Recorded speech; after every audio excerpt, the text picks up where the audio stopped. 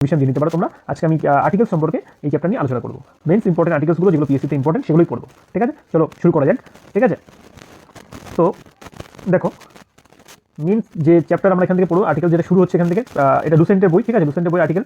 তো প্রথম আর্টিকেল যেটা শুরু হয় এখান থেকে, প্রথম হচ্ছে আমরা জানি 1 থেকে যে 4 নম্বর আর্টিকেল আছে সেটা হচ্ছে ইউনিয়ন এবং টেরিটরি সম্পর্কে, মানে যে কটা রাজ্য আছে এবং তার টেরিটরি যেগুলো আছে সেগুলো 1 থেকে 4-এ দেওয়া আছে। কোন রাজ্য গঠন, কোন রাজ্য গঠন, যেমন আর্টিকেল 3 রাজ্য গঠন সম্পর্কে দেওয়া আছে। হ্যাঁ, নতুন রাজ্য গঠন কীভাবে হবে সেগুলো।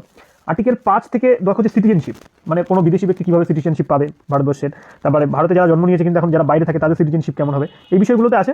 এগুলো ডিটেলসে তুমি এখানে আর্টিকেল পড়ার খুব দরকার নেই, কয়েকটা বিষয় আসে না সিটিজেনশিপ নিয়ে। কিন্তু মেন্স যেটা ইম্পর্টেন্ট সেটা হচ্ছে ফান্ডামেন্টাল রাইট। এই ফান্ডামেন্টাল রাইটগুলো আমরা পড়ে নেবো। 6টা ফান্ডামেন্টাল রাইটস আছে। ঠিক আছে, ফান্ডামেন্টাল রাইট শুরু হয় কিন্তু 12 থেকে টানা চলে 35 আর্টিকেল অবধি, এবং এখানে কম বেশি সবই পড়তে হবে, 2-1টা বাদে। ঠিক আছে, তো চলো আমরা দেখিনি মেন জায়গায় এগুলো পড়তে হবে। কি আছে, প্রথম হচ্ছে রাইট অফ, দেখো প্রথম হচ্ছে right of equality. Right of ইকুয়ালিটিতে কটি আছে, 14 থেকে 18 অবধি আছে, মোটামুটি 5টা আছে। কি আছে দেখো, 14তে আছে ইকুয়ালিটি বিফোর ল, মানে আইনের সামনে সবই সমান, সবাই মানে সমান অধিকার পাবে আর কি আইনের দিক থেকে। আর্টিকেল 15তে আছে কি, আর্টিকেল 15 আছে provision of discrimination on the grounds of religious, race, caste, sex on place and birth. অর্থাৎ জন্মের মানে কোথায় জন্ম হয়েছে বা কারোর সেক্স বা কাস্ট বা রেস মানে নিয়ে, জাতি নিয়ে, ধর্ম নিয়ে কাউকে আলাদা করে দেখা হবে না, দেখা যাবে না। ঠিক আছে, কিসের ভিত্তিতে, কাস্টের ভিত্তিতে, প্লেস অফ বার্থ, জন্মস্থান নিয়ে। ঠিক আছে, এই জায়গাগুলো, বা কারোর ধর্ম নিয়ে কাউকে আলাদা করে দেশ থেকে তাকে আলাদাভাবে দেখা যাবে না আমাদের দেশের আইন অনুযায়ী, সংবিধান এটাই বলা হচ্ছে। নেক্সট 16তে কি আছে দেখো, equal opportunity in the matters of public employment. অর্থাৎ যারা সরকারি চাকরিজীবী আছে তাদের কিন্তু সমান অধিকার থাকবে, একই পোস্টে যারা থাকবে তাদের সমান স্যালারি হবে, তাদের সমান সুযোগ সুবিধা হবে, সব সেম থাকবে। ঠিক আছে, নেক্সট হচ্ছে 17 নম্বর আর্টিকেল, অনেকবার আছে আনটাচেবিলিটি, অর্থাৎ অস্পৃশ্যতা, আমাদের যে ছোঁয়াছুঁয়ি যে ব্যাপারগুলো আছে যেগুলো নিয়ে বহুবার মানে এগুলো আগে চলতো, সেগুলো কিন্তু করা যাবে না, আনটাচেবিলিটিকে অ্যাবলিশন করা হবে।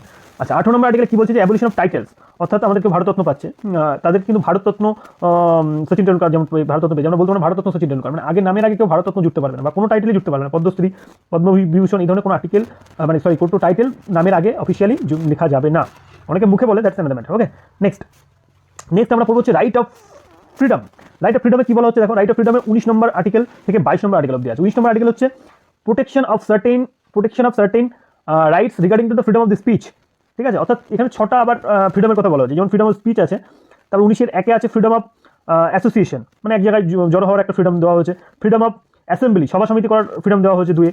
তারপরে ফ্রিডম অফ মুভমেন্ট 19-এর 3-এ আছে। এরকম কিছু সাব পয়েন্ট আছে, সেগুলো আমি তোমাদেরকে দেখাবো নেক্সট, হয়তো এর সাথে যে সম্ভব হলে ওটা দিয়ে দেবো। কিছু সাব পয়েন্ট আছে, এগুলো পিএসসি ফুডেসের জন্য তো দরকার নেই, কিন্তু বিসিএস এর পড়তে লাগে আর কি। ঠিক আছে, সাব পয়েন্ট এখানে দরকার মোটামুটি। এগুলো হচ্ছে freedom of speech, freedom of movement, freedom of press, যেমন নিউজ পেপার যে প্রেসটা আছে ওটা কি 19 আর্টিকেলের মধ্যে আছে, ফ্রিডম অফ স্পিচ।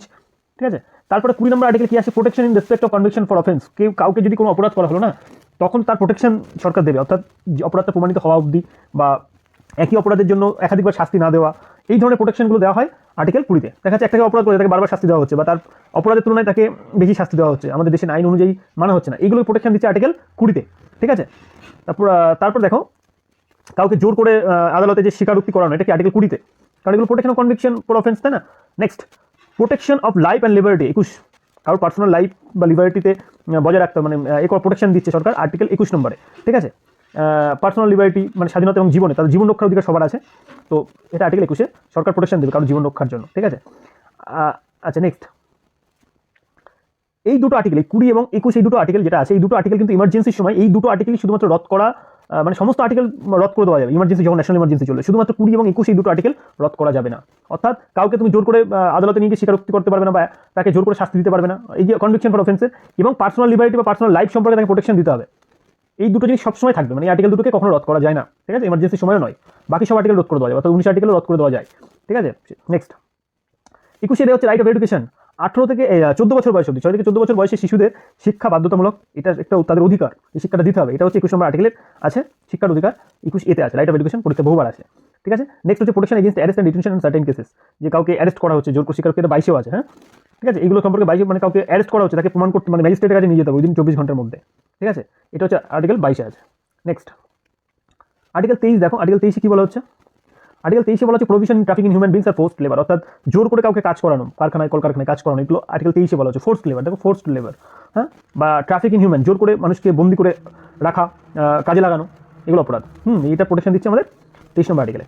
24 নম্বর আর্টিকেলে provision of employment in child in factories, অর্থাৎ চাইল্ড যেটা আছে চাইল্ড লেবার, যেটা বাচ্চা শিশুদেরকে কলকারখানায় খাটানো যাবে না বা কোনো কাজে নেওয়া যাবে না, বাচ্চাদেরকে কোনো রকমভাবে পরিশ্রম করানো যাবে না, ঠিক আছে। মানে চাইল্ড যে লেবার যেটা, তার বিরুদ্ধে যে আর্টিকেল সেটা হচ্ছে আর্টিকেল 24, বহুবার পরীক্ষা এসেছে, ঠিক আছে। নেক্সট দেখে নাও, রিলিজিয়াস অ্যাফেয়ার্স সম্পর্কে কিন্তু খুব জটিল, এই জায়গাটা কিন্তু পড়ে রাখবে, কীভাবে পড়তে হবে।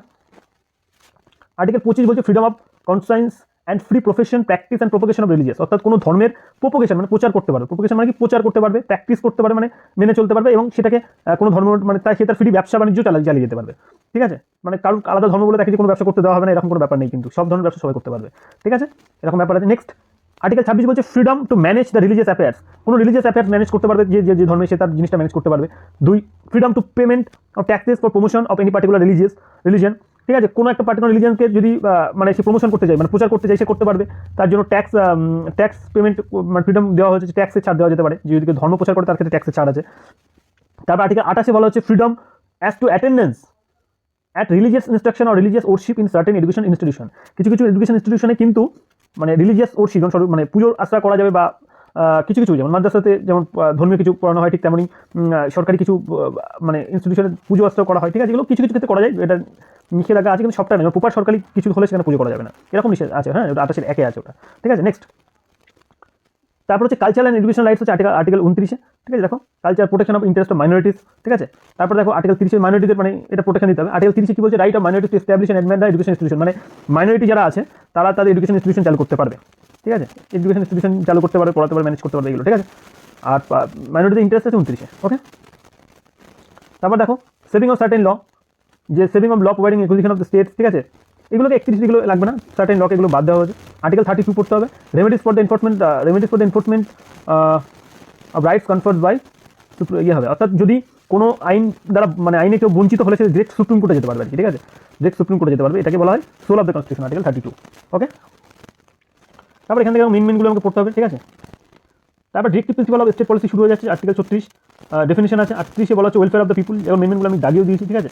তারপর 40 পঞ্চায়েত, ভিলেজ পঞ্চায়েত, বহুবার পরীক্ষা আছে, ভিলেজ পঞ্চায়েত কত নম্বর আর্টিকেল আছে, পঞ্চায়েত অর্গানাইজেশন, আর্টিকেল 40, আর আর্টিকেল 39 এতে আছে কিন্তু ইকুয়াল জাস্টিস বা কাউকে অনুদান করা, সাহায্য করা, এগুলো তো আছে, ওকে। এগুলো